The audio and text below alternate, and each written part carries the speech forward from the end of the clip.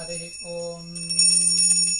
शुक्लां भरतरं विष्णुं शशिवर्णं चतुर्भुजं प्रसन्नवदनं ध्यायेत् सर्वविघ्नोपशान्तये।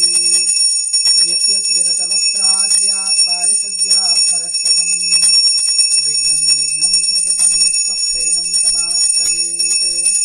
स्मृते सकलकल्याणभाजनं मित्रधायते पुरुषस्तमजं नित्यं व्रजामि शरणं हरिं।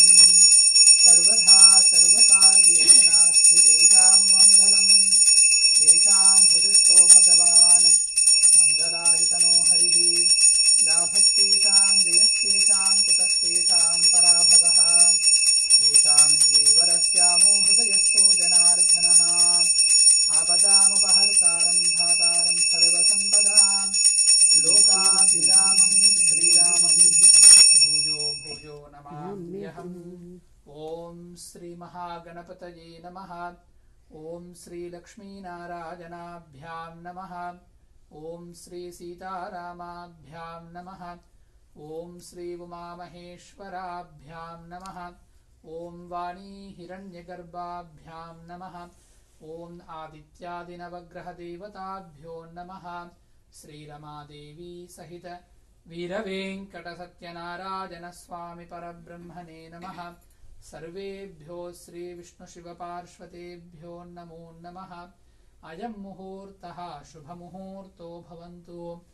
ॐ अशेषेः परिषद्भवत्पादमूले मया समर्पितां इमां सौवर्णीं यत्किञ्चित् यथोक्तदक्षिणामिव स्वीकृत्य अत्रोपविष्टानां एतेषां भगवद्भागवदाचार्य दिव्यसन्निधौ विज्ञापनं मया क्रियते क्रियमाणं विज्ञापनम् अवधानेन श्रूयतामस्य देवदेवस्य भगवतो नारायणस्य श्रीमदखिलाण्डकोटिब्रह्माण्डनायकस्य श्रियंपते पुरुषोत्तमस्य आदिमध्यान्तरहितस्य अर्चावतारस्वरूपस्य अखिलहेयप्रत्यनेककल्याणगुणगणैकधानस्य अपारकारुण्यसौशीर्यवात्सल्य औदार्यसौन्दर्यमहोदधेः जगत्कुटुम्बिनः जगद्रक्षणार्थं लीलया अवतीर्णस्य अस्मिन् पौर्णमास्यां श्रीसत्यनारायणस्वामी व्रतपूजा कर्तुम् अनुज्ञां भवन्तः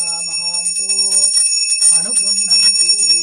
ॐ देवदेव जगन्नाथ जगदानन्दकारक व्रतपूजा प्रवर्तोऽहम् अनुज्ञां देहि मे प्रभो।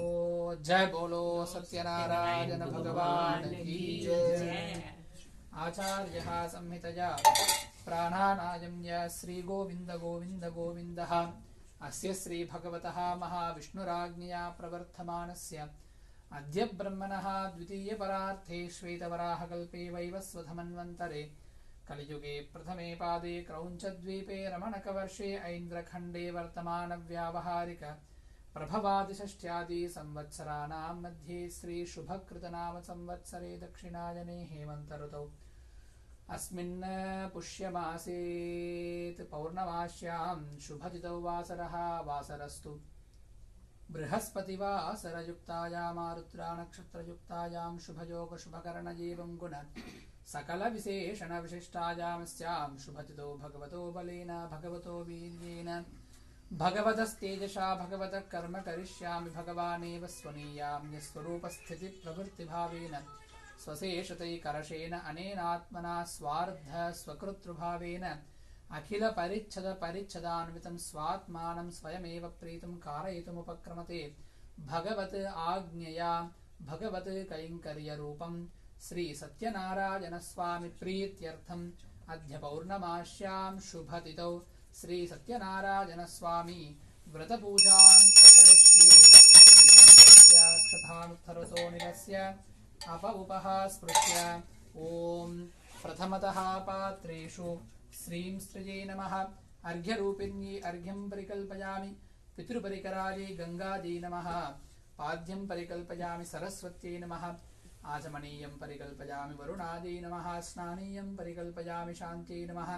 शुद्धोदकं परिकल्पयामि। शोषणदाहनप्लावनानि कृत्वा सुरभिमुद्रानमृतीकृत्य वैकुण्ठे विरजानदीम् आगच्छ आगच्छ आगच्छ आगच्छेति आवाहयामि। ॐ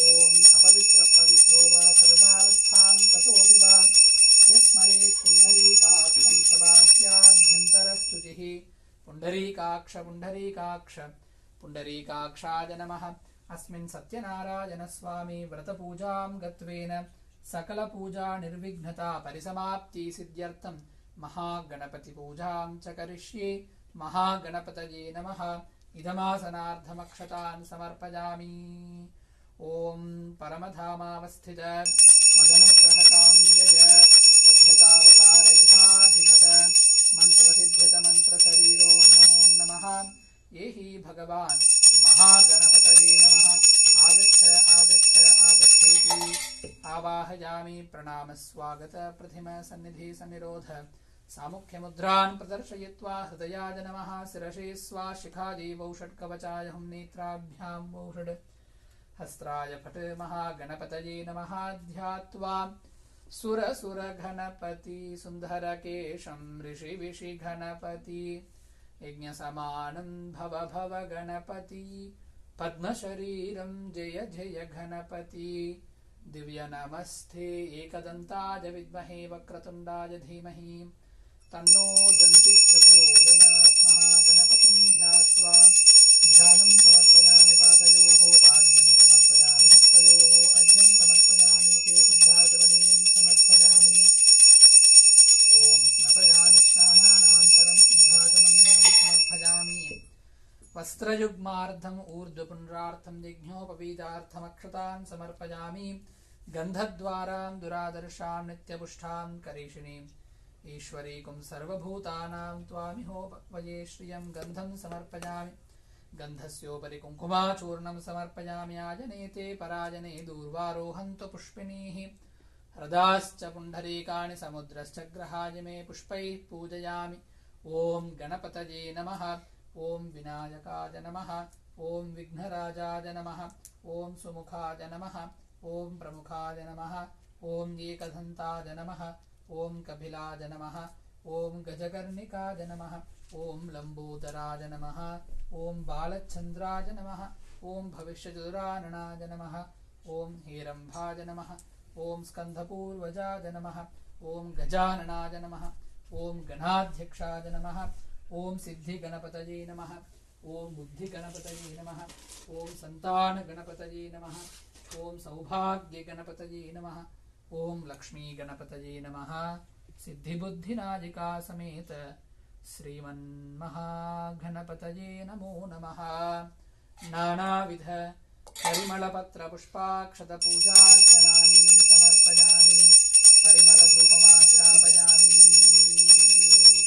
साक्षात् प्रत्यक्षदीपं दर्शयामि। धूपदीपानान्तरं शुद्धाचमनीयं समर्पयामि। सम्भवितकदलीफलं निवेदयामि।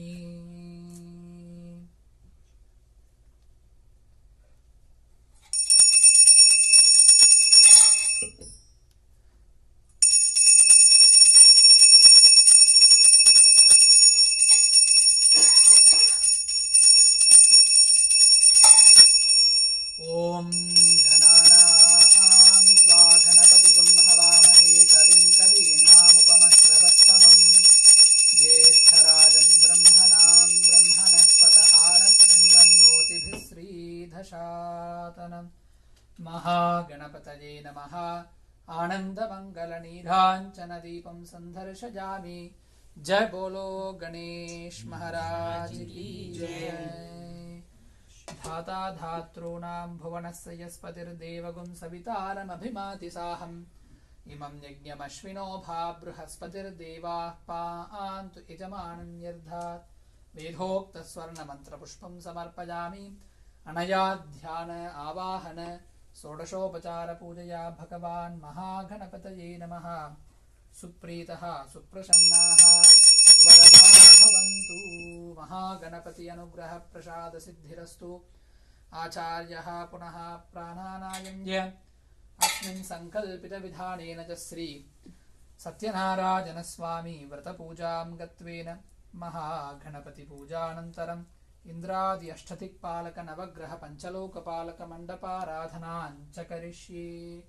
ओम इंद्रं वो विश्वतस्परि हवामहे जनेभ्यः अस्माकमस्तु केवलः सांगं सायुधं सवाहनं सशक्नीपुत्र परिवारसमेतं नवग्रहमण्डपे पूर्वदिग्भागे इन्द्रं दिक्पालकमावाहयामि स्थापयामि पूजयामि।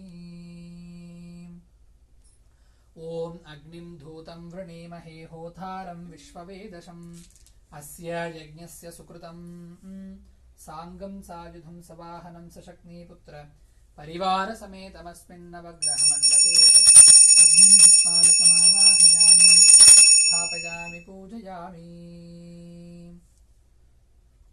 ॐ यमाय सोमगुं सुनुत यमाय जुहुता हविः यमगुं हयज्ञो गच्छत्यग्निदूतो अलङ्कृतः साङ्गं सायुधं सवाहनं सशक्नीपुत्र परिवारसमेतमस्मिन् नवग्रहमण्डपे यमं दिक्पालकमावाहयामि स्थापयामि पूजयामि। ॐ मोषणः परा नैरुतिर्दुर्हनावतीत् पतेष्ठतृष्णया सह साङ्गं सायुधं सवाहनं सशक्नीपुत्रपरिवारसमेतं नवग्रहमण्डपे नैरुतिं दिक्पालकमावाहयामि स्थापयामि पूजयामि। ॐ इमं मे वरुणश्रुते हवमध्या च मृडयः त्वामवस्युराचके तत्त्वाजामि ब्रह्मणा वन्दमानः सधासा आस्थे यजमानो हविर्भिः साङ्गं सायुधं सवाहनं सशक्नीपुत्रपरिवारसमेतं नवग्रहमण्डपे वरुणं दिक्पालकमावाहयामि स्थापयामि पूजयामि। ॐ तव वायुमृतस्पते त्वष्टुर्जामातरद्भुता अपांस्यां वृणीमहे साङ्गं सायुधं सवाहनं सशक्नीपुत्रपरिवारसमेतं नवग्रहमण्डपे वायव्यं दिक्पालकमावाहयामि स्थापयामि पूजयामि। सोमो धेनगुं सोमो अर्वन्तमासुं सोमो वीरं कर्मण्यं दधातु साधन्यं विदध्यगुं सभेयं पितुस्रवणं यो दधासु तस्मै साङ्गं सायुधं सवाहनं सशक्नीपुत्र परिवारसमेतं नवग्रहमण्डपे कुबेरं दिक्पालकमावाहयामि स्थापयामि पूजयामि। ईशानः सर्वविद्यानामीश्वरः सर्वभूतानां ब्रह्माधिपतिर्ब्रह्मणोऽधिपतिर्ब्रह्मा शिवो मे अस्तु सदाशिवो साङ्गं सायुधं सवाहनं सशक्नीपुत्रपरिवारसमेतं ईशानं दिक्पालकमावाहयामि स्थापयामि पूजयामि। आवाहनाति इन्द्रादि अष्टदिक्पालकदेवताभ्यो नमः सर्वोपचारार्धमक्षतान् समर्पयामि। ॐ आसथ्येन रजसा वर्धमानो निवेशयन्नमृतं मर्त्यं च हिरण्यजेन सविधारतेन देवो याति भुवना विपश्यन् सूर्यारिष्ठे तु सम्प्राप्ते सूर्यपूजां चकारये सूर्यध्यानं प्रवक्ष्यामि आत्मपीडोपशान्तये साङ्गं सायुधं सवाहनं सशक्नीपुत्रपरिवारसमेतं मध्ये आतकधान्यस्योपरि सूर्यग्रहमावाहयामि स्थापयामि पूजयामि। आप्यायस्व समेधुते विश्वतः सोमवृष्णियं भवावाजस्य सङ्घते साङ्गं सायुधं सवाहनं सशक्नीपुत्रपरिवारसमेतं नवग्रहमण्डपे आग्नेयविभागे चन्द्रग्रहमावाहयामि स्थापयामि पूजयामि। ॐ अग्निर्मूर्धा दिवः खगोत्पतिपृथिव्या अयम् अभागुं रेतागुं सिजिन्वति साङ्गं सायुधं सवाहनं सशक्नीपुत्रपरिवारसमेतम् अस्मिन् नवग्रहमण्डपे कुजग्रहमावाहयामि स्थापयामि पूजयामि। ॐ उद्भुद्य स्वाग्ने प्रतिजागृह्येन मिष्ठापूर्थे सगं सृजेथामयं च पुनः गृह्ण्वगुं स्त्वापितरं युवानमन्वातागुं सीत्वयितन्तुमेतं साङ्गं सायुधं सवाहनं सशक्नीपुत्र परिवारसमेतं नवग्रहमण्डपे कुजग्रहमावाहयामि स्थापयामि पूजयामि। ॐ बृहस्पते अतियतर्यो अर्हाच्युमत्तिभाति क्रतुमज्जनेषु यद्धीतयश्च वसर्थप्रजाध तथस्मासु द्रविनन्देः चित्रम् साङ्गं सायुधं सवाहनं सशक्नीपुत्रपरिवारसमेतं नवग्रहमण्डपे गुरुग्रहमावाहयामि स्थापयामि पूजयामि। ॐ प्रभः शुक्राय भानवे भरद्वगं हव्यं मतिञ्चाग्नये सुपूतं यो दैव्यानि मानुषा च नो गुस्यन्तर्विद्भानि विद्मना जिगाति साङ्गं सायुधं सवाहनं सशक्नीपुत्र परिवारसमेतं नवग्रहमण्डपे शुक्रग्रहमावाहयामि स्थापयामि पूजयामि। ॐ शन्नो देवीरभिष्टाय आपो भवन्तु पीतये संजोरभिस्रावन्तु नः साङ्गं सायुधं सवाहनं सशक्नीपुत्र परिवारसमेतं नवग्रहमण्डपे स्थापयामि पूजयामि। ॐ कयानश्चित्र आभुवधूतिः सदा वृदः सखा कयासुतिष्ठया वृधा साङ्गं सायुधं सवाहनं सशक्नीपुत्र परिवारसमेतं नवग्रहमण्डपेत् राहुग्रहमावाहयामि स्थापयामि पूजयामि।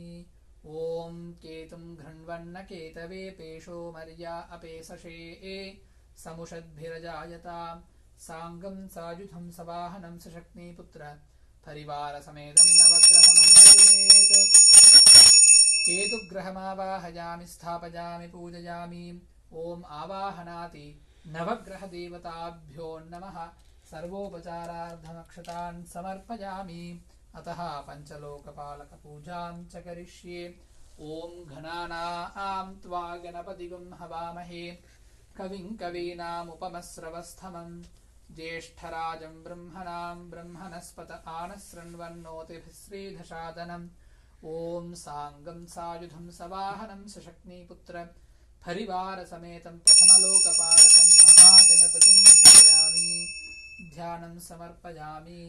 ॐ ब्रह्मजज्ञानं प्रथमं पुरस्ताद्विषीमतः सुरुचो वेन आवह सबुद्ध्यावुपमा अस्य विष्ठाः सदस्तयोनिमसदस्तविवः साङ्गं सायुधं सवाहनं सशक्नीपुत्र परिवारसमेतं नवग्रहमण्डपे ब्रह्मम् आवाहयामि स्थापयामि पूजयामि। इदं विष्णुर्विचक्रमे त्रेधानि च देपथं समूढमस्य बाहुं सुरे साङ्गं सायुधं सवाहनं सशक्नीपुत्र परिवारसमेतं नवग्रहमण्डपे महाविष्णुमावाहयामि स्थापयामि पूजयामि। कद्रुद्राज प्रचेदसे मीढुष्टमायतव्यसे ओचे महन्तमकुंहृते साङ्घं सायुधं सवाहनं सशक्नीपुत्र परिवारसमेतमस्मिन् नवग्रहमण्डपेत् महावीरम् आवाहयामि स्थापयामि पूजयामि। गौरीमिमाय शलिलाय एकपति द्विपति सा चतुष्पति अष्टापति नवपति बभूवा अक्षरा परमे व्योमन् साङ्गं सायुधं सवाहनं सशक्नीपुत्र परिवारसमेतं नवग्रहमण्डपे गौरीम् आवाहयामि स्थापयामि पूजयामि। आवाहनाति पञ्चलोकपालकदेवताभ्यो नमः सर्वोपचारार्थम् अक्षतान् समर्पयामि। आवाहनाति मण्डपाधिष्ठानदेवताभ्यो नमः पादयोः पाद्यं हस्तयोः अर्घ्यं मुखे शुद्धाचमनीयं समर्पयामि। स्नापयामि स्नानानन्तरं शुद्धाचमनीयं समर्पयामि। हस्तयुग्मार्धम् ऊर्ध्वपुण्ड्रार्थमेघ्नोपवीदार्थं पुष्पाञ्जलिं समर्पयामि। गन्धकुङ्कुमानीं समर्पयामि। आजने ते पराजने दूर्वारोहन्तु पुष्पिणीं हृदाश्च पुण्डरीकानि समुद्रश्चग्रहायने परिमलधूपम् आघ्रापयामि। सकल उपचारार्थम् अक्षतान् समर्पयामि। अतः आचार्यः पुनः प्राणानायम्य सङ्कल्पितविधानेन च इन्द्रादि अष्टदिक्पालक नवग्रह पञ्चलोकपालक पूजानन्तरं श्री सत्यनारायण स्वामी विशेष कलशपूजां च करिष्ये। कलशाधिष्ठानपीठेत् ॐ ह्रूं ह्रूं आधारशक्तये नमः। ॐ कूर्मकालाग्निये नमः। ॐ अनन्ताय नमः। ॐ धरण्ये नमः। ॐ धर्माय नमः। ॐ ज्ञानाय नमः। ॐ वैराग्याय नमः। ॐ ऐश्वर्याय नमः। ॐ ऋग्वेदाय नमः। ॐ यजुर्वेदाय नमः। ॐ सामवेदाय नमः। ॐ अथर्ववेदाय नमः। ॐ भौतिकाहङ्काराय नमः। ॐ तेजसाहङ्काराय नमः। ॐ वैकारिकाहङ्काराय नमः।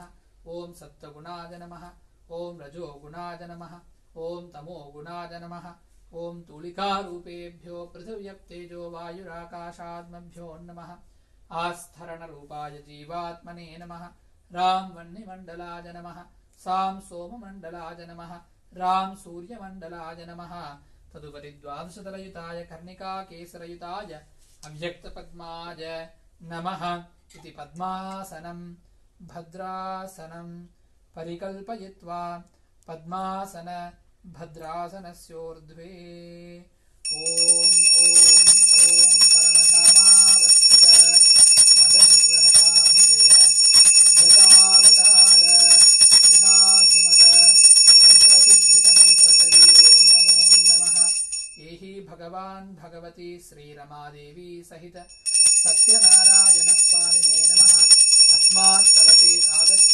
ಆಗಚ್ಚ ಆಗಚ್ಚ ಆಗಚ್ಚೇತಿ ಆವಾಹಯಾಮಿ ಪ್ರಣಾಮ ಸ್ವಾಗತ ಪ್ರಥಮ ಸನ್ನಿಧಿ ಸನ್ನಿರೋಧ ಸಾಮುಖ್ಯ ಮುದ್ರಾನ್ ಪ್ರದರ್ಶಯಿತ್ವಾ ಹೃದಯಾಯ ನಮಃ ಶಿರಸಿ ಸ್ವಾಹಾ ಶಿಖಾದಿ ವೌಷಟ್ ಕವಚಾಯಹಂ ನೇತ್ರಾಭ್ಯಾಂ ವೌಷಡ್ ಹಸ್ತ್ರಾಯ ಫಟ್ ಕಿರೀಟ ಕುಂಡಲ ವನಮಾಲ ಶ್ರೀವತ್ಸ ಕೌಸ್ತುಭ ಶಂಖ ಚಕ್ರ ಪದ್ಮಗದ ಪಾದಾಗ್ರೇ ಗರುಡ ಮುದ್ರಾನ್ ಪ್ರದರ್ಶಯಿತ್ವಾ ಸತ್ಯನಾರಾಯಣ ಸ್ವಾಮಿನೇ ನಮಃ ನವರತ್ನಖಚಿತ ಹೇಮ ಸಿಂಹಾಸನಾರ್ಧಮಕ್ಷತಾನ್ ಸಮರ್ಪಯಾಮಿ ಧ್ಯಾಯಾಮಿ ಶಾಂತಾಕಾರಂ ಭುಜಗಶಯನಂ ಪದ್ಮನಾಭಂ ಸುರೇಶಂ ವಿಶ್ವಾಧಾರಂ ಗಗನಚತುರ್ಷಂ ಮೇಘವರ್ಣಂ ಶುಭಾಂಕಂ ಲಕ್ಷ್ಮೀಕಾಂತಂ ಕಮಲನಯನಂ ಯೋಗಿಹೃದ್ಯಾನಗಮ್ಯಂ ವಂದೇ ವಿಷ್ಣುಂ ಭವಭಯಹರಂ ಸರ್ವಲೋಕೈಕನಾಥಂ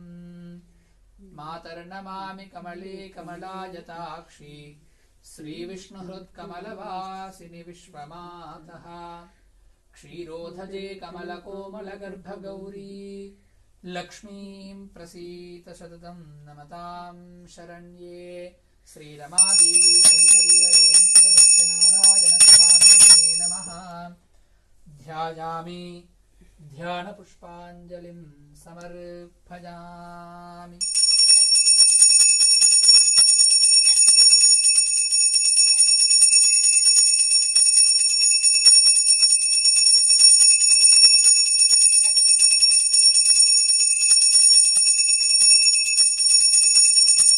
वस्त्रयुग्मार्थम् ऊर्ध्वपुण्ड्रार्थम् यज्ञोपवीदार्थम् अक्षतान् समर्पयामि. गन्धद्वाराम् दुरादर्शाम् नित्यपुष्ठाम् करीषिणीम् ईश्वरीकुम् सर्वभूतानाम् त्वामिहोपह्वये श्रियम् गन्धम् समर्पयामि. गन्धस्योपरि कुङ्कुमाचूर्णम् समर्पयामि. आयने ते पराजने दूर्वारोहन्तु पुष्पिणीः हृदाश्च पुण्डरीकाणि समुद्रश्च ग्रहाय मे पुष्पैः सम्पूजयामि. अस्य अर्चनापूजां गत्वेन अस्य श्रीमान् गोत्रोद्भवस्य प्रतिपालगोत्रोद्भवस्य वंका उमामहेश्वरराव नामधेयस्य कृत्तिका नक्षत्रौ जातस्य वंका उमादेवी नाम्याः उत्तराषाढा नक्षत्रौ जातायाः वंका कृष्णचैतन्या नामधेयस्य विशाखा नक्षत्रौ जातस्य वंका सूर्यप्रशान्ति नाम्याः धनिष्ठा नक्षत्रौ जातस्य वंका आदित्य कार्तिक नामधेयस्य पूर्वाषाढा नक्षत्रौ जातस्य सह कुटुम्बानां सत्यनारायण स्वामी अनुग्रहम् अस्य श्रीमान् श्रीमतः कौशल गोत्रोद्भवस्य ललिता कुमार नामधेयस्य केतन हंडा नामधेयस्य एंजला हंडा नामधेयस्य शिवम हंडा नामधेयस्य सनी रतन नामधेयस्य मोनिका रतन नाम्याः आर्यन रतन नामधेयस्य नियम रतन नामधेयस्य सह कुटुम्बानां सत्यनारायण स्वामी अनुग्रहमस्य श्रीमान् श्रीमतः चतनोल्लगोत्रोद्भवस्य दिलीप रेड्डी नामधेयस्य ज्येष्ठा नक्षत्रौ जातस्य श्रीकाव्या नाम्याः पुनर्वसु नक्षत्रौ जातायाः सह कुटुम्बानां सत्यनारायण स्वामी अनुग्रहम् अस्य श्रीमान् श्रीमतः भाल्वाराम खंडा नामधेयस्य प्रवीण खंडा नामधेयस्य ऋषि खंडा नामधेयस्य थान्या खंडा नामधेयस्य राघव खंडा नामधेयस्य सह कुटुंबानां सत्यनारायण स्वामिनः दिव्य परिपूर्ण कृपा कटाक्षानुग्रह प्रसाद सिद्ध्यर्थं विशेषार्चन पूजां च करिष्ये तथादौ अंगपूजां च करिष्ये। ओम श्रीमते केशवाय नमः। पादौ पूजयामि गोविन्दाय नमः। गुल्पौ पूजयामि इंदिरापतये नमः। जंगे पूजयामि अनघाय नमः। जानुनी पूजयामि ओम जनार्दनाय नमः। ऊरू पूजयामि विष्ठरस्रवशे नमः। कठिं पूजयामि कुक्षिस्थलाभिमानाय नमः। उदरं पूजयामि लक्ष्मी वक्षस्थलायाय नमः। वक्षस्थलं पूजयामि शङ्खचक्रगदा शार्ङ्गपाणये नमः। बाहून् पूजयामि कन्धुकण्ठाय नमः। कण्ठं पूजयामि पूर्णेन्दुनिभवक्त्राय नमः। वक्त्रान् पूजयामि नासाग्रमोक्षिताय नमः।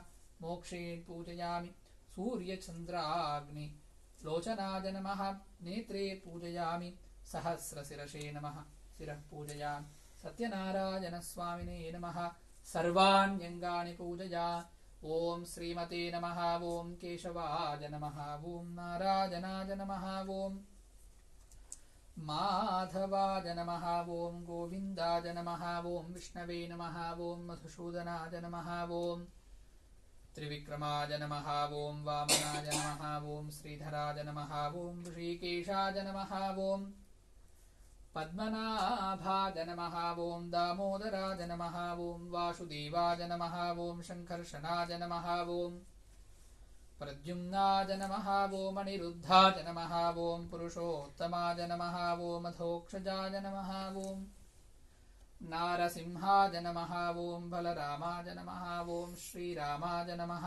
ओम श्रीकृष्णाय नमः। ओम शेषाद्रिनिलयाय नमः। ओम वृषदृग्गोचराय नमः। ओम विष्णवे नमः। ओम सथञ्जनगिरीशाय नमः। ओम वृषाद्रिपतये नमः। ओम मेरुपुत्रगिरीशाय नमः। ओम सरस्वामिनः तटीजुषे नमः। ओम कुमाराकल्पसेव्याय नमः। ओम वज्रदृक्विषजाय नमः। ओम सुवर्चलासुतन्यस्थ शैनापत्यपराय नमः। ओम रामाय नमः। ओम पद्मनाभाय नमः। ओम सदाभाजस्तुताय नमः। ओम त्यक्तवैकुण्ठ लोकाय नमः। ओम गिरिकुञ्जविहारिणे नमः। ओम हरिचन्दनगोत्रेन्द्रस्वामिने नमः। ओम शङ्कराजन्यनेत्राब्जविषयाय नमः। ओम वशुभरिचरत्रात्रे नमः। ओम कृष्णाय नमः। ओम अब्धिकन्यापरिष्वक्थ वक्षसे नमः। ओम वेङ्कटाय नमः। ओम सनकाधिमहायोगिपूजिताय नमः। ओम देवजित्प्रमुखानन्ददैत्यशङ्खप्रणाशिने नमः। ओम श्वेतद्वीपवशन्मुक्त पूजिताङ्घ्रियुगाय नमः। ओम शेषपर्वतरूपत्वप्रकाशनपराय नमः। ओम सानुस्थापित तार्क्ष्याय नमः। ओम तार्क्ष्याचलनिवासिने नमः। ओम मायाकूटविमानाय नमः। ओम गरुडस्कन्ध निवासिने नमः। ओम सत्यनारायण स्वामिने नमः। ओम महालक्ष्मीदेव्यै नमः। ओम श्रीरमादेव्यै नमः। ओम नानाविधपरिमलपत्रपुष्पाक्षतपूजार्चनानि समर्पयामि। परिमलधूपमाग्रापयामि। ओम वनस्पत्युद्भवैर्दिव्यैर्नानागन्धैः आग्रेयः सर्वदेवानां धूपोऽयं प्रतिष्ठितां धूपमाग्रापयामि। साक्षात् प्रत्यक्षदीपं दर्शया सम्भवित पञ्चामृताभिषेकान् समर्पयित्वा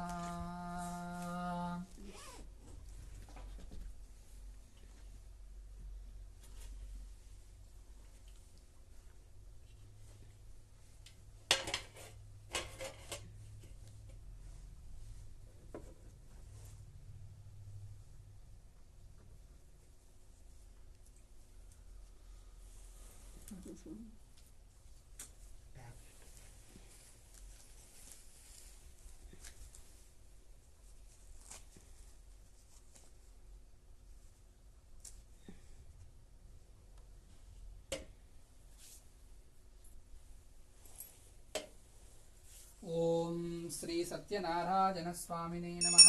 श्रीमन्महागणपतये नमः। अस्माकभिषेकपीठात् आगच्छ आगच्छ आगच्छेति आवाहयामि।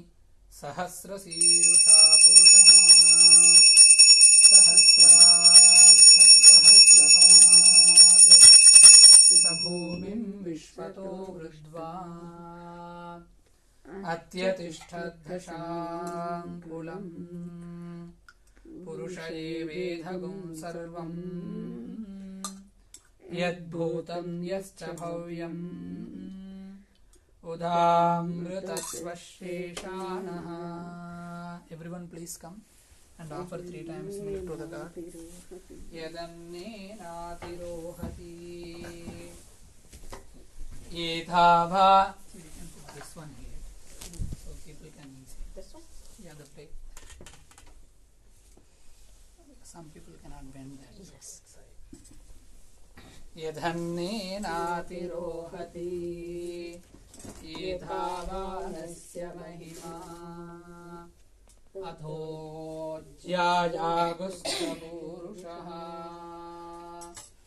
पादोऽस्य विश्वाभूतानि त्रिपादस्यामृतं दिवे त्रिपादोर्ध्व उदयेत् पुरुषः पादोऽस्येहा भवात् पुनः तथो विश्वं व्यक्रामत् शासनानसने अभि तस्मात् विराढजायत विराजो अतिपूरुषः स जातो अत्यरिष्ठत पश्चात् भूमिमतो पुरः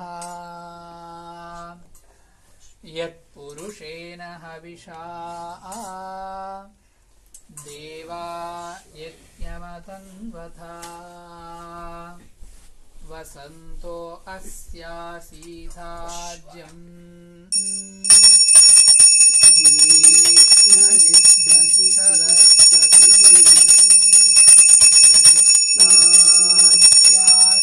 परिधयः सप्तसमिध कृताः देवायत्यज्ञं तन्वानाः अपघ्नन् पुरुषं पशुम् तं यज्ञं परिहिषि प्रोक्षन्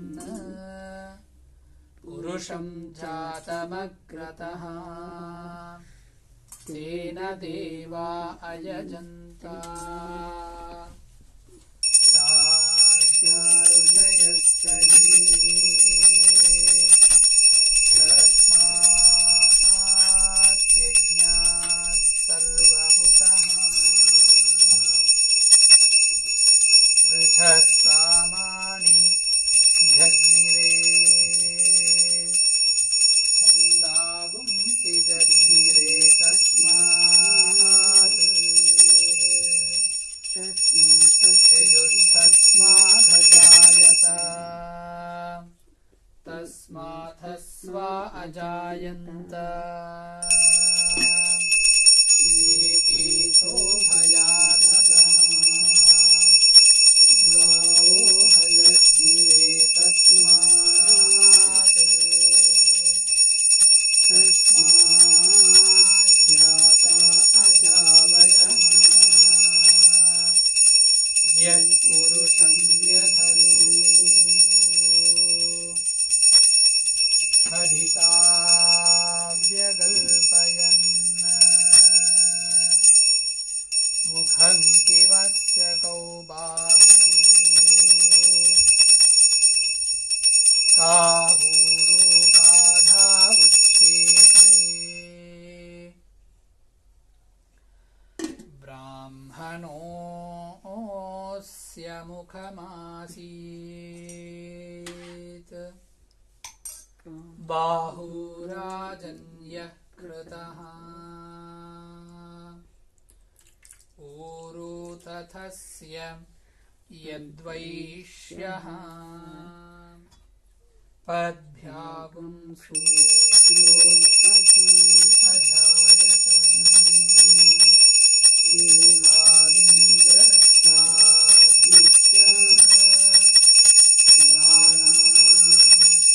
प्राणात्वायुरजायत नाभ्या आसीत् दन्तरिक्षम्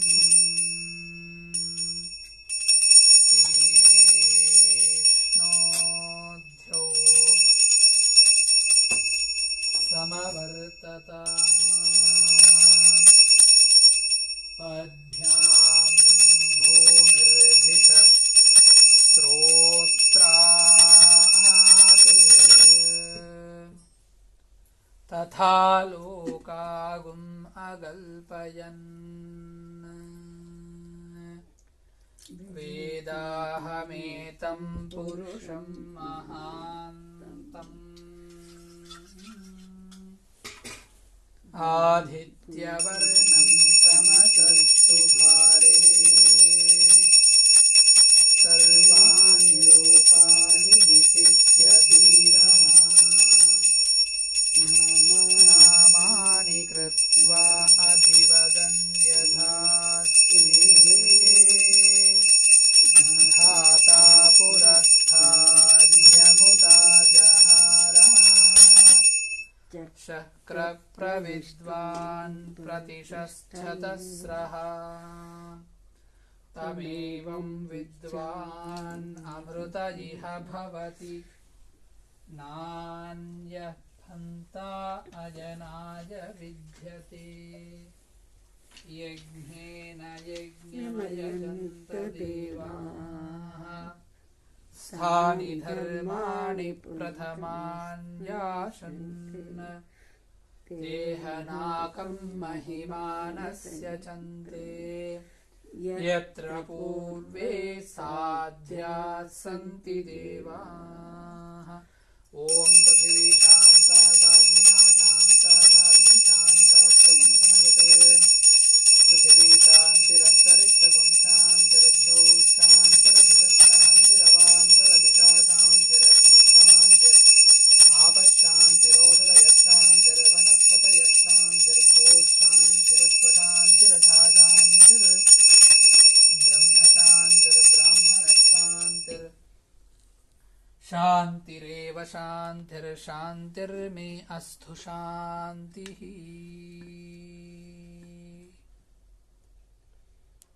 ॐ नारायणाय विद्महे वासुदेवाय धीमहि तन्नो विष्णुः प्रचोदयात् बोलो सत्यनारायण भगवान की जय।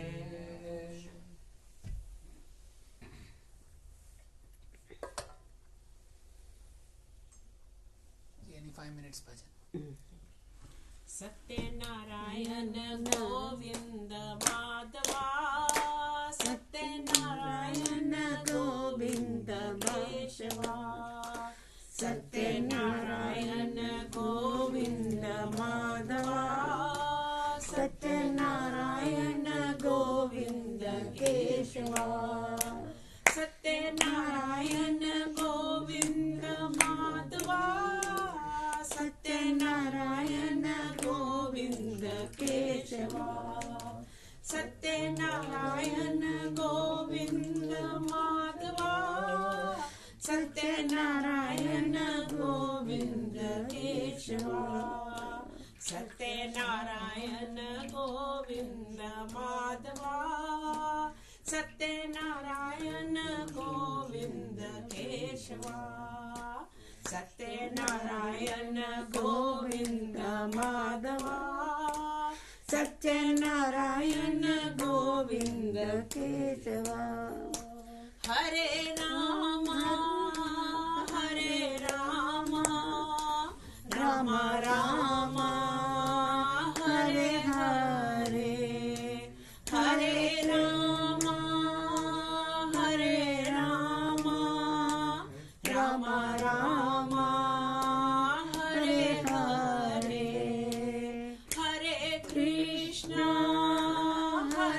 Krishna, Krishna Krishna, Hare Hare, Hare Krishna, Hare Krishna, Krishna Krishna, Hare Hare.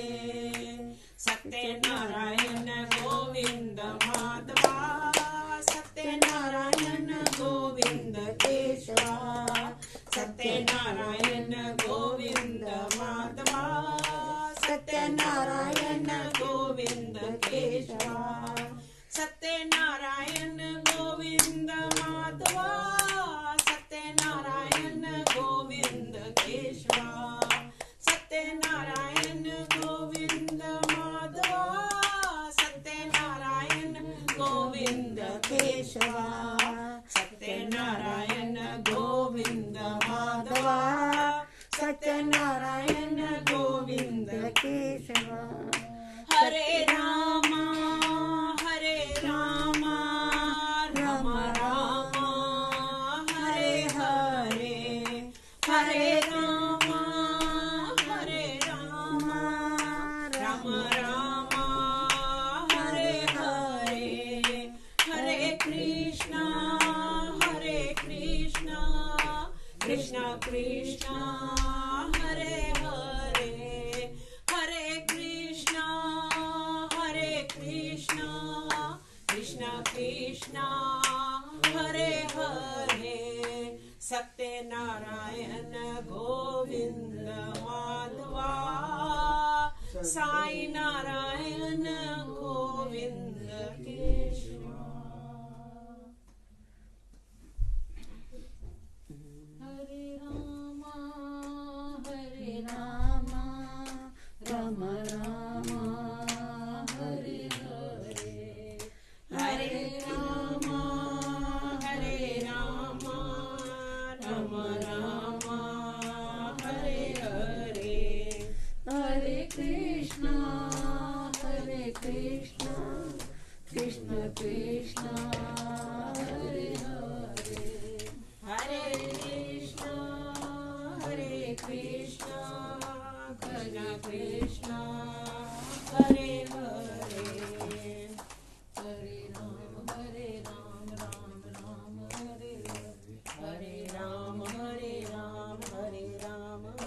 Hare, Hare Krishna, Krishna Krishna, Hare Hare, Hare Krishna, Krishna Krishna, Hare Hare, Hare Rama, Ram Ram, Hare Hare, Hare Rama, Ram Ram, Hare Om Sri Venkateswara Temple Panchaamrita Ashikrita Pujan Samarpayami Sambhavita Arodatan Nivedayami Shoshana Plavanani Krutva Saramudrana Mritikritya Om Devashtva Savitu Prakave Shino Bahubhya Kushma Hasta Abhyam Pradivamna Advi Madhye Panam Karabhuhan Hasta Praksharana Pada Praksharana Mukhe Shuddha Gandhucharaniyam Samarpayami विचक्रमे पृथिवी मेष एतां क्षेत्राय विष्णुर्मनुषे दर्शन ध्रुवासो अस्य कीरयोजना सह उरुक्षितिकुम् उचनिमाचकार ताम्बूलार्थमक्षतान् समर्पयामि ॐ तद्विष्णो परमं पदं तथा पश्यन्ति सूरयः दिवीव चक्षुराधतं तद्भिप्रातो विपन्यवोजा गुभावं तत्समिन्धते विष्णोर्यत्परमं पदं बोलो सत्यनारायण भगवान की जय। आचार्यः तः स्कान्धपुराणे रेवाखाण्डे सत्यनारायण स्वामी कथायां प्रथमोऽध्यायः प्रारम्भः।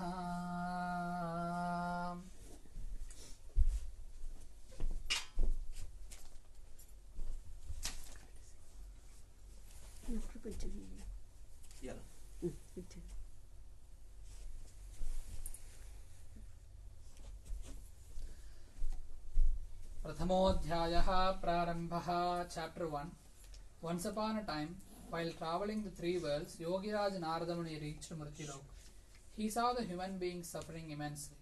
He visited the abode of Lord Vishnu, who alone can relieve the mankind from the sufferings. There he met the Almighty Lord Vishnu with 4 arms having Shankha Chakra Gada Padma, wearing Tulasimala on his neck.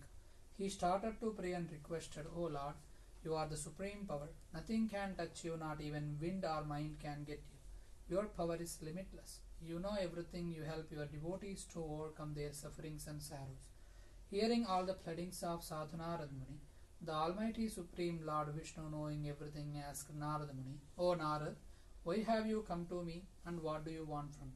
Tell me, I want to hear the same from you. Yogiraj Narada Muni replied, O Lord, I just went to Mrityuloka where I saw all kinds of human beings suffering in sorrow due to their previous karma. O Lord, the Almighty, is there no way that their sufferings becomes less, or is it possible that they get complete moksha from their sufferings? If so, please let us know. The Lord at once replied, O Narad, you have asked a very good question. For the benefit of all humankind, to free mankind from all sufferings and to ultimately reach heaven, there is one vrat, and today I will tell you all about it. Anyone who does Sathyanarayana Swami Puja in the right way will get all the pleasures on earth and will reach his goal. Yogiraj Narada Muni then asked, O Lord, has anyone kept this fast before? This vrat is done on which day and how exactly is it done? Please do let us know all the details. Whosoever does Bhagavan Sathyanarayana Swami Katha with Brahmin, with his family, with full rights, will be relieved of his sufferings and sorrows, will be bestowed with increase in wealth and wisdom, will be blessed with children, get overall victory and increased devotion. For this prayer, one require ripe bananas, ghee, milk, chori. After the prayers, all present must have the prasad, then take their meals together. Then sing, praise, chant mantras of Lord Satyanarayana. By doing this, their wishes will be fulfilled. This vrata in Kali Yuga gives the boon very quickly. The chapter of Sathyanarayana Swami is over. All chant Sathyanarayana Swami ki jai. Om Skandha Purane Reva Khande Sathyanarayana Swami Kathayam Pratamodhyayaha Samaptaha.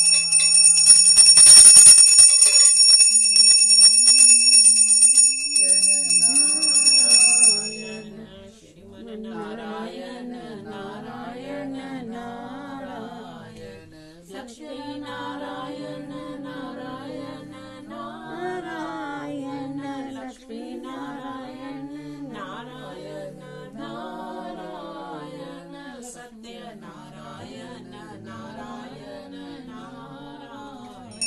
Om Priya Santaya Kalyana Nidhaye Nidhaye Trinam Sri Venkateswara Srinivasaya Mangalam. Jai Bolo Satyanarayana Bhagavan ki jai. Skandha Purane Reva Khande Satyanarayana Swami Kathayam Dvitiyodhyayaha Prarambhaha. Each family. Chapter 2. Chapter 2. The Lord said, O Narada, now I will tell you about the first person who did this fast. In a place named Sundara Kashipu, there used to live a very innocent Brahmin in hunger and thirst. He used to roam for his daily bread when the loving Lord saw the Brahmin in sorrow and begging daily. He took disgust of an old Brahmin and asked him, "Oh dear, why are you so sad? Please tell me all about your difficulties. Is there any way I could help you out?" The Brahmin told the Lord, "I am a poor Brahmin and I roam daily for bread. Do you know if there is any way to come out of this sorrow?" The old Brahmin said, "Lord Sathyanarayana grants all the wishes of all the people. Dear Brahmin, that's why if you pray to him and keep his fast, you will overcome all your sorrow and get moksha." After telling him all the details of the prayer and the fast, the old Brahmin, i.e. the Lord, disappeared. The Brahmin could not sleep that night. He kept thinking of the fast and the prayer which the Lord had asked him to do. In the morning he woke up with the thought that anyhow he must do the prayer and went out for the rickshaw. On that day Brahmin got a lot of money from which he got all the necessary things for prayer, called his family and did Lord Sathyanarayana's prayer. By doing so, the Brahmin overcome all his sorrows and become rich. From that time onwards, he used to do the prayers every month without fail. In this way, whoever does Sathyanarayana Swamiji prayer will get moksha. Anyone on earth who does the prayer will be relieved from the sorrows. When Narad Muni noticed that the people on earth were eager to know about the other people who kept this fast, he narrated another story. The same Brahman, now a rich person, used to do the prayer every month without fail with his family. Once he was doing his prayer, a woodcutter passed from there. After keeping the bundle of wood outside the Brahman's house, he went in for some water. The trusty woodcutter saw the Brahman doing his prayers. He bowed down to the Brahman and asked him, "O Brahman, what are you doing? Please tell me all about it." The Brahman replied, to grant all the wishes of human beings, this fast and prayer is useful. I have acquired all the wealth and fame by doing this prayer of Lord Sathyanarayana Ji. After hearing about the prayer and drinking the water, the woodcutter felt happy. He ate the prasad and left for his house. Thinking of Lord Sathyanarayana Ji in his mind, he said, "Whatever today I get from selling the wood, I will also do this prayer." So thinking, he kept the bundle of the wood on his head and left homewards. On the way home, he went roaming in Sundarnagar for selling the wood. On that day, he got 4 times more money than usual for the wood. Feeling happy, he went and bought all the things necessary for the prayer, i.e., bananas, sugar, ghee, wheat flour, and etc. Proceeded homewards.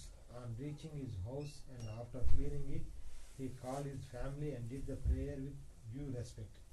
The reward of the fast was that he became rich and had all the pleasures of life on this earth, and in the end of his life he went to heaven. This chapter of Lord Sathyanarayana Swami is over. All chant Sri Sathyanarayana ki Jai. ॐ स्कान्धपुराणे रेवाकाण्डे सत्यनारायण स्वामिकथायां द्वितीयोऽध्यायः समाप्तः। श्रीमन्नारायण नारायण नारायण श्रीमन्नारायण नारायण नारायण लक्ष्मी नारायण नारायण नारायण सत्यनारायण नारायण नारायण सत्यनारायण नारायण नारायण ॐ लक्ष्मी सविक्रमालोकसिद्धूरिभ्रमचक्षुषे चक्षुषे सर्वलोकानां वेङ्कटेशाय मङ्गलम्। जय बोलो सत्यनारायण भगवान की जय। स्कान्धपुराणे रेवाकाण्डे सत्यनारायण स्वामी कथायां तृतीयोऽध्यायः प्रारम्भः। Chapter 3 Sanduraj Narada said, "O dear people, now let me tell you another story. There was a king named Ulkmok. He was very wise. He would go daily to the temple and give donations to the Brahmins. His wife was a pious and beautiful lady. At the bank of the Madhushala river, one day when they were doing a Lord Sri Sathyanarayana Ji prayers, a wealthy businessman who was passing from there, he anchored his boat and went up to the king and asked him, "O king, what are you doing with so much bhakti? I wish to know, please tell me all about it." The king replied, "O merchant, I am praying to the great Almighty. The boon giver Lord Sathyanarayana Ji for a son. The merchant, on hearing this, requested the king to tell him all about the fast and prayers, as he was childless too. The king told him the full details of the prayers and the fast. After hearing all the details, he decided in his mind to keep his fast. The merchant then left homewards. On reaching home, he told his wife Leelavati all about the fast and prayers and said, "We will do the fast when we get the child."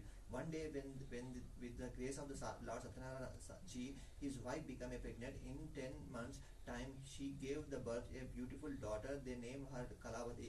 Days passed by. One day, Leelavati slowly and sweetly reminded her husband about the prayers and fast, requested him to fulfill his promise. The merchant told his wife that during the time of Kalavati wedding, it would be easy to observe the same. For at the moment he was busy in the business, so saying he left for his business trip to various villages. Kalavati grew up to be a very beautiful girl. When the merchant saw that his daughter was of marriageable age, he called the matchmaker requested him to search an equal match for his daughter. Hearing the merchant's request, the matchmaker reached Kanchan Nagar. From there, he bought the proposal for a young handsome boy. The merchant liked the proposal for the boy had all good qualities too. He then spoke to the boy's parents and fixed his daughter's marriage. The marriage was done with all the religious ceremonies and rituals. Unfortunately, the merchant forgot all about his promises to the Lord Sathyanarayana prayer and fast. The Lord got angry at the false promise made by the merchant. The merchant, after a few days, left for his business trip with his son-in-law. They anchored their abode in a beautiful village named Ratnapur. In those days, the king Chandrakantu used to rule the village. The Lord was angry with the merchant for the false promise made by him. So he wanted to teach him a lesson. One day, the thieves robbed the wealth of the king, and they went and stayed where the merchant was staying. Seeing the gods following them, they left all the loot over there where the merchant was staying and hide themselves with the gods. Reached the merchant's place. They saw all the king's wealth, thinking them to be a robber.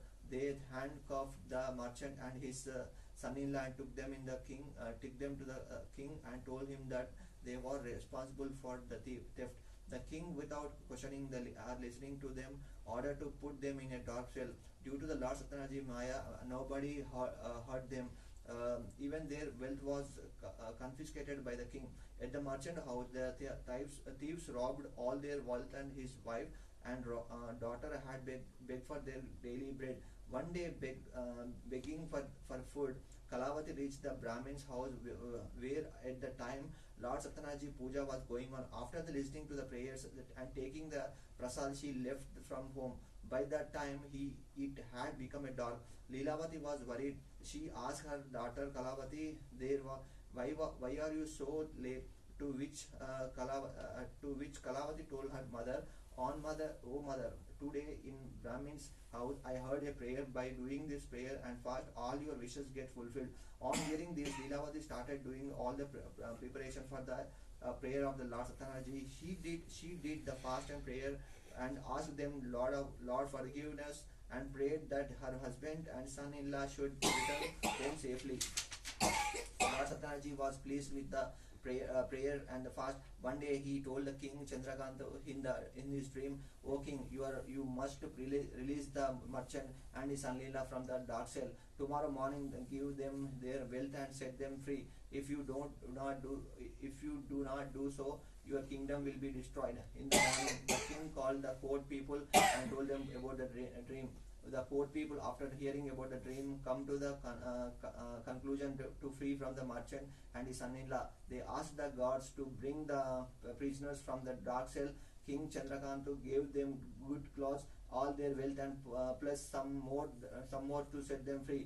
The king told them that due to their wrongdoings, they had to undergo this suffering. But now there was nothing to fear, and they could go back home. They bowed down and to the king and left the words. The chapter of the Lord Sathyanarayana is over. All chants say Sri Sathyanarayana Ji ki Jai. Om Skandha Purane Sathyanarayana Tritiyodyayah Samaptaha. Sriman-Narayana Narayana Narayana Narayana Narayana Narayana Lakshmi Narayana Narayana Narayana Lakshmi Narayana Narayana Narayana Sathyanarayana Narayana Narayana Om Nityaya Niravatyaya Satyanandakitapmane Sarvantaratmate Sriman Venkateshaya Mangalam Jai बोलो सत्यनारायण भगवान की जय। स्कान्धपुराणे रेवाखाण्डे सत्यनारायण स्वामी कथायां चतुर्थोऽध्यायः प्रारम्भः। Soothji said the merchant prayed first and then gave some wealth to the Brahmin before starting his journey homewards. When they went a little further, Lord Sathyanarayana wanted to test them. He took the disguise of an old man and went up to the merchant and asked him, "What is in your boat? Give me a little from there." In his ego and pride, the merchant replied, "O old man, we have nothing in our boat except hay and leaves." On hearing such harsh words of the merchant, the Lord said, "Your words will be true." So saying, he went from there and sat on the bank of the river. When the Lord went away, the boat started to rise higher in the water. The merchant was surprised at this.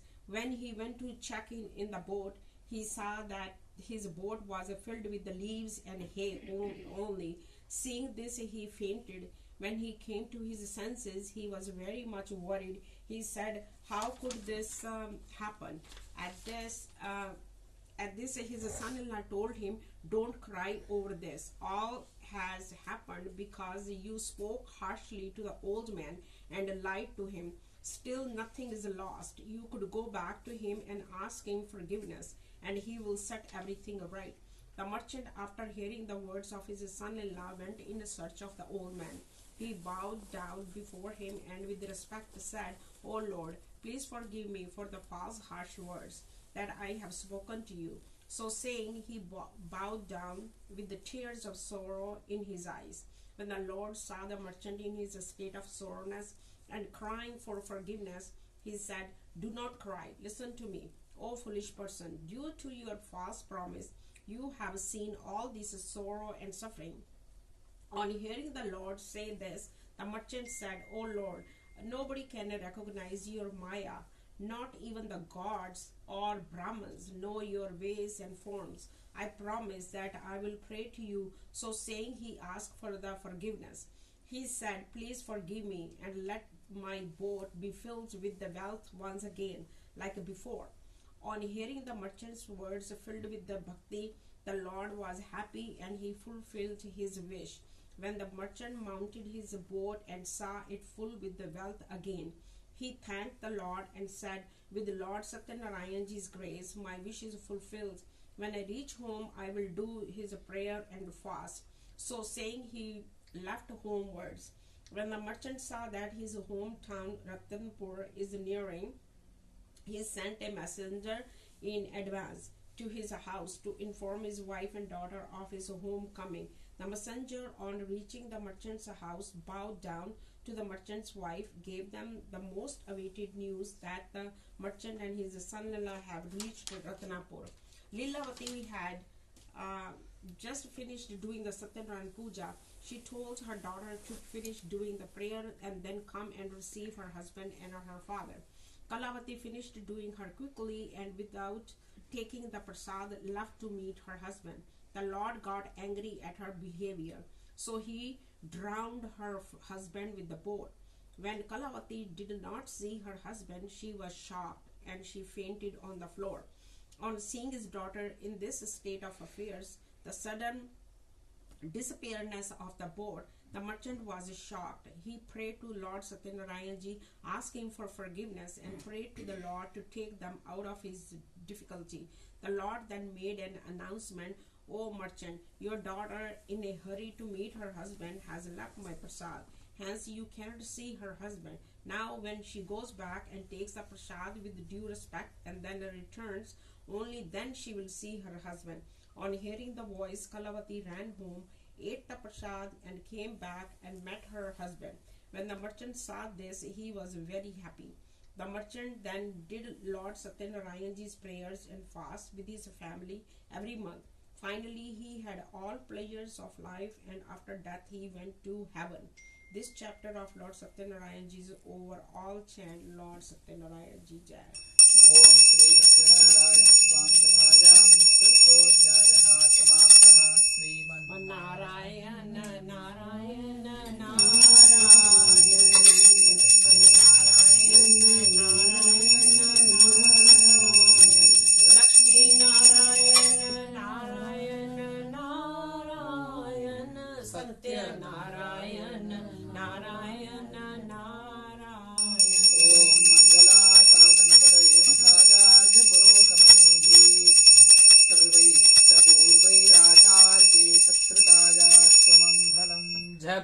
Satyanarayan भगवान की जय।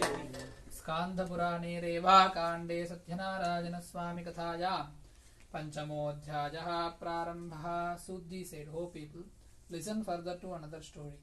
A king named Tungadhwaj was famous for his generosity to his subjects, but he had to suffer a lot due to the disrespect he had shown to the prayer of Lord Sathyanarayana and his prasad, which he did not accept when it was offered to him.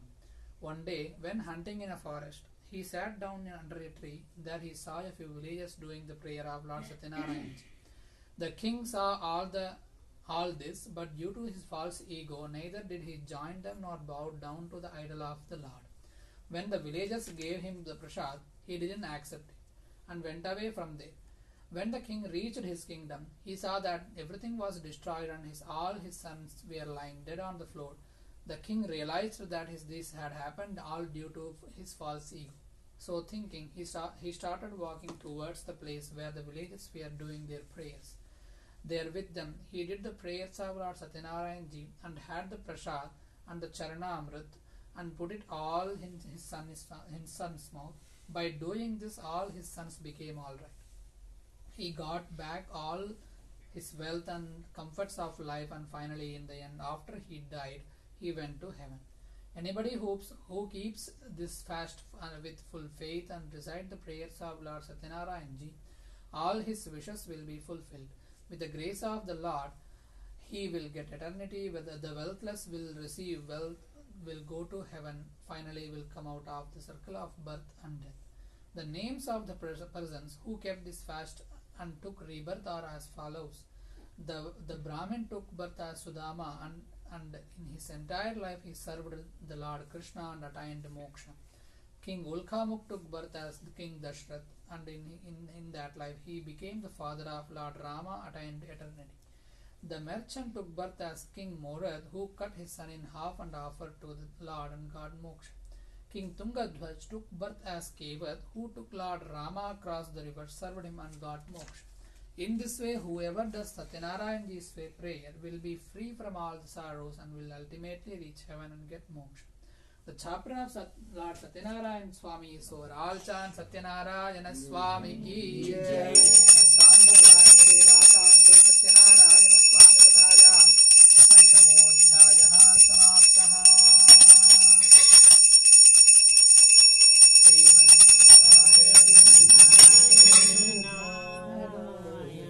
Bhajaman Narayana Narayana Narayana Lakshmi Narayana Narayana Narayana Satyanarayana Narayana Narayana Mangalam Kotale Mahaniya Guna Atmane Chakravarti Tanujaya Sarvabhaumaya Mangalam. Jai Bolo Satyanarayana Bhagavan ki Jai. All devotees, please come and offer the akshata to Lord Satyanarayana and half akshata to your head.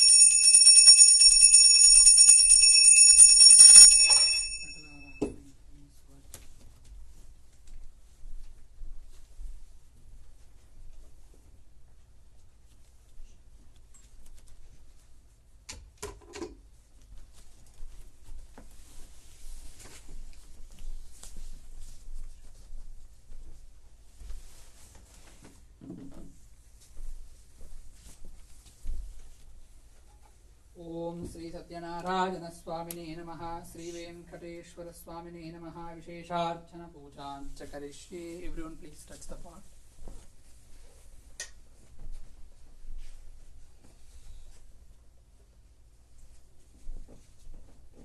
ओम अस्य श्रीमान गोत्रोद्भवस्य शिवगोत्रोद्भवस्य नित्यानन्दं अनुराधा नक्षत्रौजातस्य ललिता उत्तरायण नक्षत्रौजातस्य वेणुगोपाल मूल नक्षत्रौजातस्य अश्विधाश्विनी नक्षत्रौजातस्य निखिल रोहिणी नक्षत्रौजातस्य हरीश राजाराम कृतिके नक्षत्रौजातस्य कुटुम्बानां श्री सत्यनारायण स्वामी परिपूर्णानुग्रहम् ओम श्रीमते नमः ओम केशवाय नमः ओम नारायणाय नमः ओम माधवाय नमः ओम गोविन्दाय नमः ओम विष्णवे नमः ओम मधुसूदनाय नमः ओम त्रिविक्रमाय नमः ओम वामनाय नमः ओम श्रीधराय नमः ओम ऋषिकेशाय नमः ओम पद्मनाभाय नमः ओम दामोदराय नमः ओम वासुदेवाय नमः ओम संकर्षणाय नमः ओम प्रद्युम्नाय नमः ओम अनिरुद्धाय नमः ओम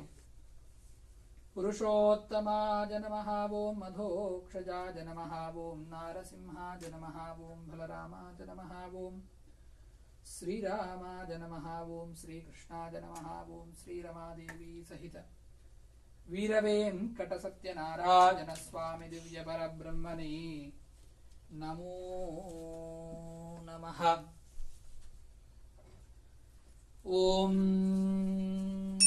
राजाधिराजाय प्रचण्डशालिने नमो वयं वै श्रवणाय कुर्महे समे कामान् कामकामाय मह्यम् कामेश्वरो वै श्रवणो ददातु कुबेराय वै श्रवणाय महाराजाय नमः धाताधातॄणां भुवनस्य यस्पतिः देवगुं सवितारमभिमातिसाहम् इमं यज्ञमश्विनो भा बृहस्पतिर्देवाः पान्तु यजमानन्यर्धात् श्रीवेदोक्तस्वर्णमन्त्रपुष्पाञ्जलिं समर्पयामि जय बोलो सत्यनारायण भगवान की जय 2-3 प्रदक्षिणं नमस्कारम् ओम ज्ञानि कानि च महापानि जन्मान्तरं तानि तानि प्रणश्यन्ति प्रदक्षिणं पापोऽहं पापकृपया देव शरणागतः